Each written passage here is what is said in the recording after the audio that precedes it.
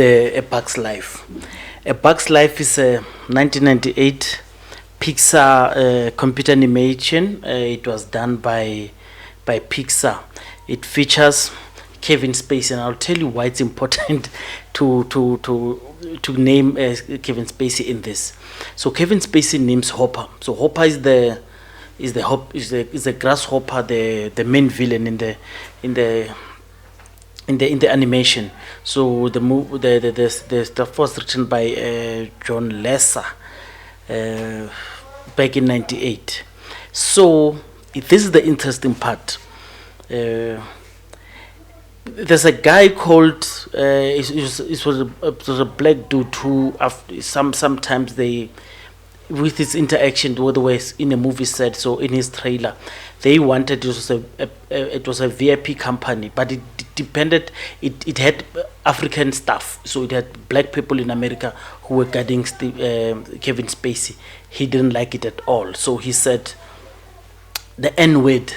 He didn't like so he used the N word. So you'll read more about it. So they took him on, but those guys were very afraid, and they even took it up to management to say Kevin Spacey used the N word on us.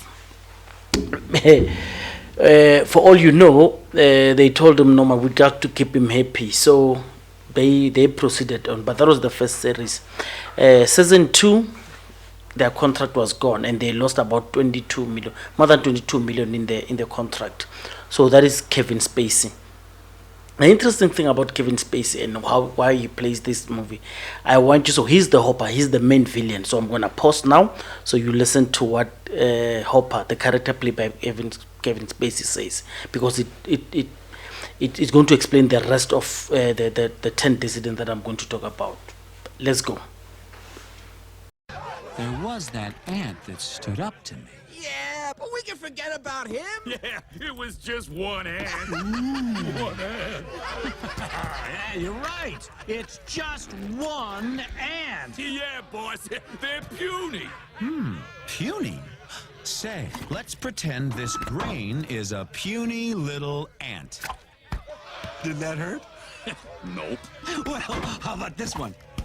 Are you kidding? Well, how about this?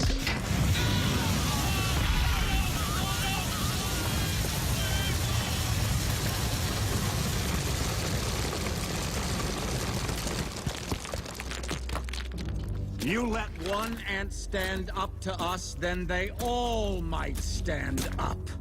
Those puny little ants outnumber us 100 to 1. And if they ever figure that out, there goes our way of life. It's not about food. It's about keeping those ants in line. That's why we're going back. Does anybody else want to stay? Thank you. So you could have seen that how it rolled. So Kevin Spacey was very brutal, because it only takes one for the administration. Those who are oppressing, they only need one person to stand up. So they say in African, the proverb says, you kill a snake by stepping on its head. So all of these 10 leaders that I'm going to name here, they were all killed by oppressors, of course, using proxies. Number one, 1963, Malcolm X. Malcolm X died. He was killed by, no, he didn't die in 1963. In fact, he died in 1965. But it was in 1963 when he said, chicken coming home to roost. That's when this Kennedy died. So during the Kennedy, he said it's a case of chickens coming home to roost. Whether he said it directly or not, we'll try to get a clips here, but that's what he said. And he broke away with the Nation of Islam because of that, and he was taken down. 1968, Malcolm X, no, not Malcolm X, man, Martin Luther King Jr., he was killed by James L. Ray. So I'm not gonna quote. I think.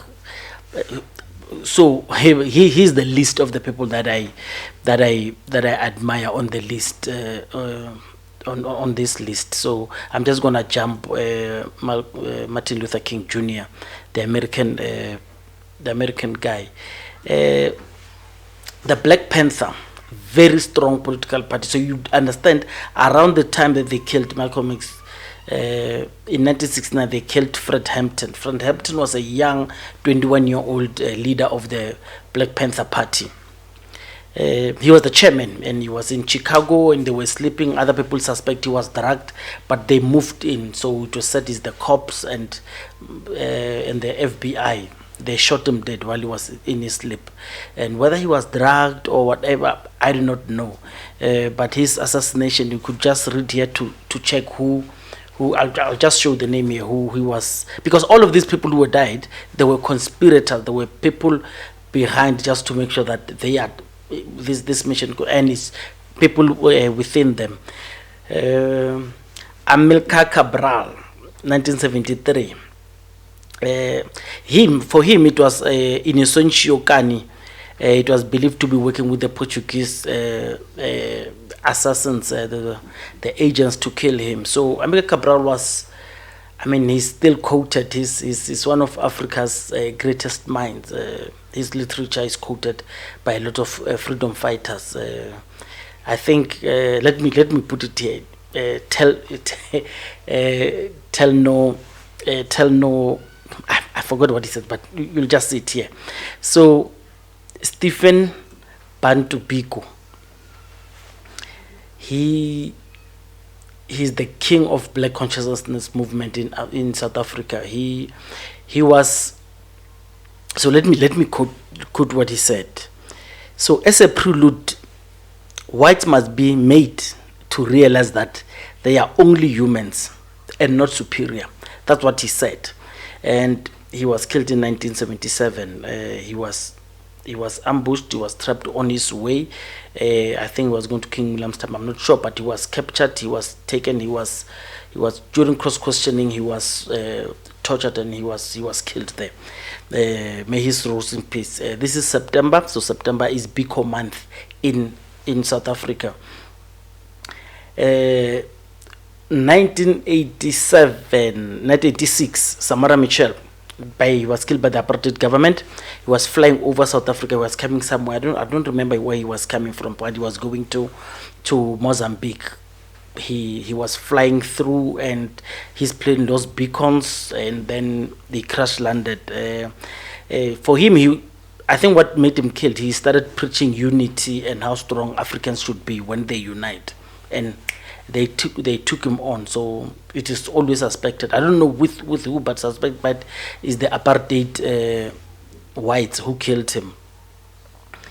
1987, my favorite by far on the list, Thomas Noel Sankara. He was killed in 1987, and what is most interesting about Sankara is he was killed 2 weeks after he made a speech where he was saying, they are going to kill me if you don't support me.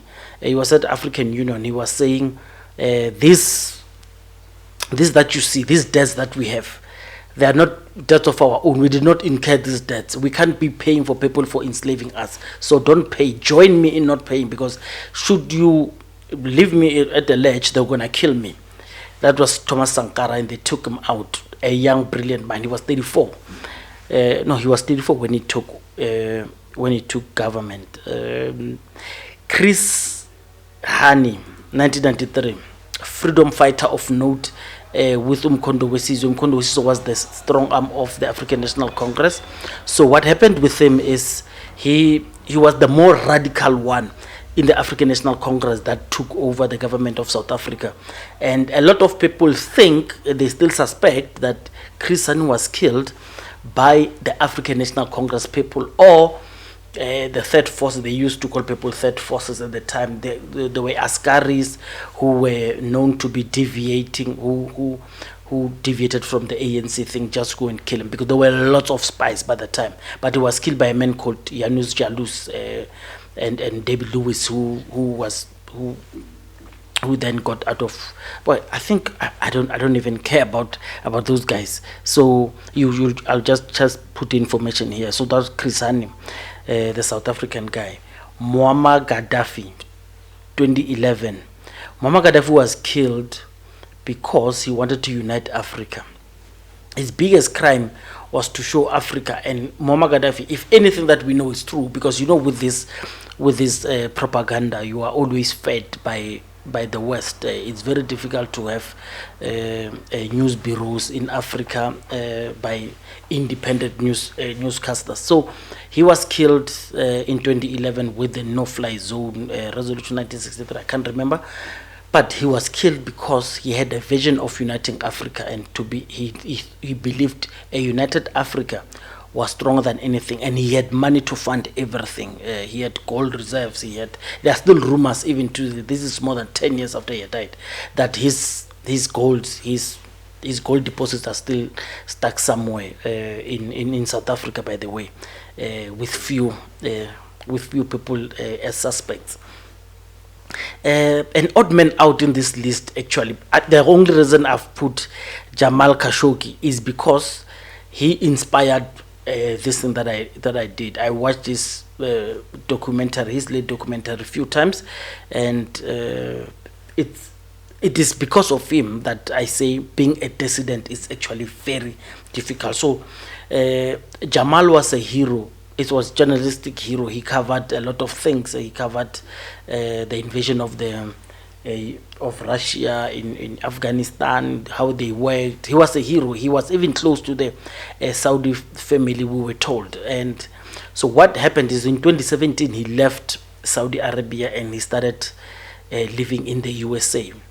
That type of defection is not nice. So he left and he joined what in Arabia we call on the opposite side. So he went there. When he got there, he started writing columns, monthly columns, where he started criticizing the Saudi Arabian government and so a lot of people. So he went back. So in 2018, he went to Istanbul at the Saudi consulate. I mean, everyone knows about it. It's easy to Google. He went in, he didn't come back. And even today, I don't know any declaration or any confession of how he was killed, but you could read between the lines because he wasn't in favor with the Saudis, and he paid with his life. And this is why the documentary The Dissident was made. So being a dissident is very dangerous. You go back to the thing because it is always the issue of there is that one that stood up to us. There was that ant that stood up to me. If you stand up to authority, it's very dangerous. You will lose your life, and the reason you are taken out is just to send a message to others. Everyone that you see here has been taken out chiefly because you could inspire people. You could inspire a revolution. It could be started like this. If you see the 21-year-old Fred Hampton is actually the one who inspired. You cannot kill. You can kill me, but you can't kill the revolution. You say you can kill a revolutionary, but you can't kill the revolution. And that has been quoted. Black Panther. Black Panther. It was an era where the FBI took everyone out as the freedom fighters in the USA. Had they not done that, the FBI, because all of this is alleged, of course, had they not done that, they could have been faced with a lot of spiraling political parties, to say, but we don't know how it would have went. But this is just suspected. But being that as it may, so here are the heroes. All these guys were killed trying to be someone heroic and to inspire what would have been an Arab Spring. Let me cut the long story.